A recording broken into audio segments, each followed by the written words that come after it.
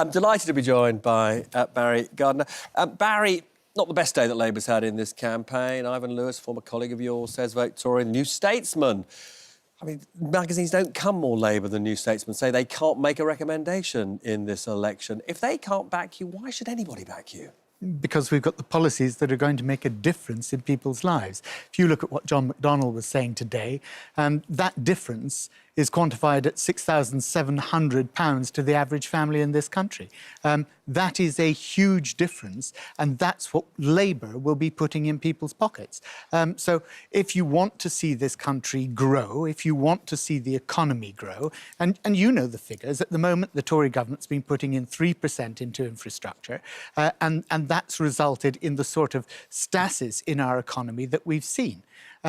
But if we put in the sorts of levels that countries like Norway or Sweden or Canada or even the United States or Japan are doing, then actually that grows the economy. It means there's more tax revenues and we can actually do the things about addressing the problems in our public services that have been there for the past decade. But you worked with Ivan Lewis for donkey's years. I mean, it must shock you that somebody like him says, don't even vote for me, vote for the Tories. Well, look, I haven't seen what Ivan said, actually. Your producer mentioned it to me downstairs, but I haven't seen it, and I don't know, so I wouldn't want to comment on it. But, you know, let's comment on the interview that you did with Boris Johnson earlier on today. I mean, quite honestly, if I wanted to see two men shouting at each other without listening, I'd go down to the local pub. All he did was bully, hector, and ignore the questions that you put to him. And that is the nature of this man who's putting himself forward to be elected as our Prime Minister. As a Prime Minister, what I want to see is somebody who is prepared to take on the hard questions and actually try and give you a serious answer to them. He didn't do that with you. He certainly didn't do it with Marr on Sunday, and he's refused to do it with Andrew Neil. The guy's running scared of any genuine sort of scrutiny that we could give to him. But as Gloria, your colleague, has just said, for lots of voters, including Labour voters, this question of when Brexit will be over really matters. Yes. And, you know, whether or not you think his get Brexit done by the end of January is credible or not. And you don't. You cannot tell us when you will get it all done. Because we're going to allow the people of this country to have the final say once they can see the nature of the deal that either gets it done or doesn't.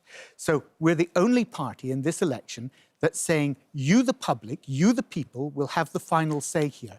And that's really important. But you challenged him. You challenged him on how he was going to get it done. He didn't have an answer. He just kept on repeating the slogan. Now, today, we have just had the US president slap 25% tariffs on whiskey this week. You know, they are taking us to the cleaners over what they saw as the subsidies to Airbus, and yet they've taken away the appellate court that expires now on the 10th of this month. It will no longer be able to rule on any trade disputes at the WTO. So our dispute against Boeing, which is the all-time corporate subsidy junkie, will not be able to be heard at the WTO. Could I ask Gloria, though, the YouGov recently said that they thought that if Labour had moved to its referendum position earlier and had been able, therefore, to build up a narrative around it much earlier, it might have worked in this election, but you left it too late. Well, I mean, I have been touring the TV studios for 2 years, being really boring and saying, respect the result, which was the manifesto. I preferred Labour's earlier work on Brexit. However, let me be absolutely clear. I am not like Ivan Lewis or Ian Austin. I absolutely, desperately want a Labour government. Absolutely. So I would say, Barry, in this last week, we have to make this election a choice. I don't feel like it is one at the moment. I feel it like it's a referendum on whether Labour can govern. Actually, 5 more years of this government, we need to point out what that is going to be like for people. I tried to get a GP appointment on Monday. The first appointment they could give me was the 18th of December. So tell Barry what you think Jeremy Corbyn should be saying and doing that he's not doing now. We have to make it a choice. What does that mean, though? Give us a concrete example. OK, can you afford another 5 years of going to work, working for your poverty and your kids' poverty? It's happening to most people in poverty are now in working households. Can you afford another 5 years of these guys in charge of your NHS? Yeah. Can you afford another 5 years not seeing a police officer on your street? It's got to be much more of a choice than it is. Brilliantly put, as always, Gloria. That's why you're such a fantastic colleague. I mean, can I ask you, as it were, you have seen day after day recently Labour making, some would say they were bungs, but nonetheless they're pretty attractive for lots of people, offers to the electorate like, you know, a third off rail fares, 58 billion for women born in the 1950s whose pensions were delayed.